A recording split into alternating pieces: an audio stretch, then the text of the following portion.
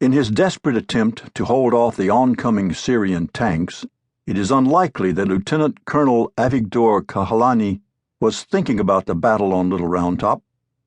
For the soldiers manning the few remaining Israeli tanks on October 9, 1973, in the northern sector of the Golan Heights, any comparisons were of no importance.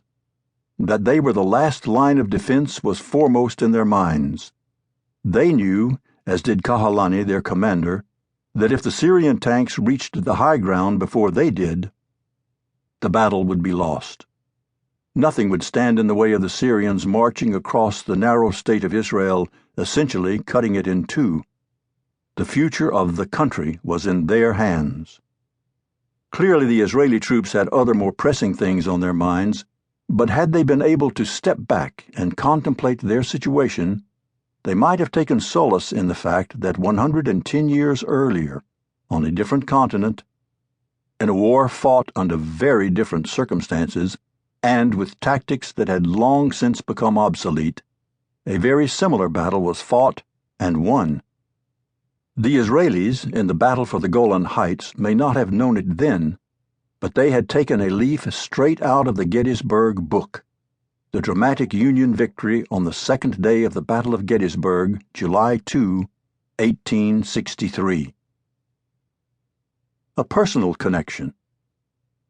From the time I was a young boy, growing up in New York, I was drawn to the Battle of Gettysburg. Perhaps it stemmed from a poetry contest in the 4th grade when I recited the Gettysburg Address. From there, as I got older, I'd play the Avalon Hill Gettysburg board game with my friends, and did projects on the battle for school. I even built a 3D model of it, and particularly of Pickett's Charge, with the metal Civil War soldiers I collected. I still have them. My brother and I put together a show modeled on the battle theater in the old Gettysburg Wax Museum.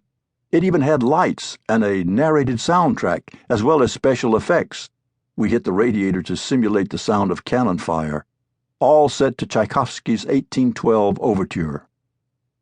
In my youth, I visited the battlefield with my family numerous times.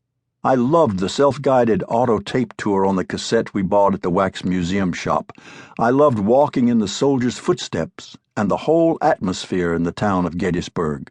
The fan favorites, the electric map, the Wax Museum, and the train ride in the Lincoln Train Museum, all affected me. I was lucky enough to be there in 1988, at the 125th anniversary reenactment of Pickett's Charge. Over the years, even when I was living outside of the United States, I would try to visit Gettysburg whenever my work took me to the Washington area.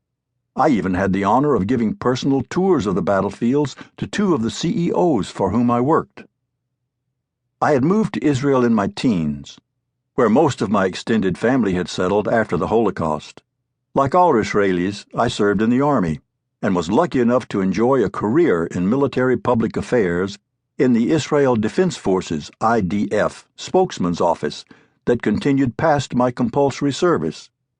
In that capacity, I would often take groups to the Golan Heights to talk about the Battle of the Valley of Tears in 1973, and point to the connection with Little Round Top at Gettysburg in 1863. I was privileged to work with Brigadier General Avigdor Kahalani, by then retired and running a program called In the Footsteps of Warriors, which brought students from around the country to the Golan to learn about the battles in the Yom Kippur War.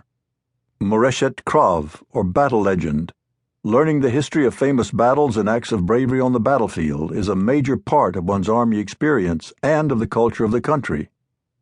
And while the Golan may not have a tourist battlefield industry as established as Gettysburg's, its lessons permeate Israeli society no less strongly, probably more so.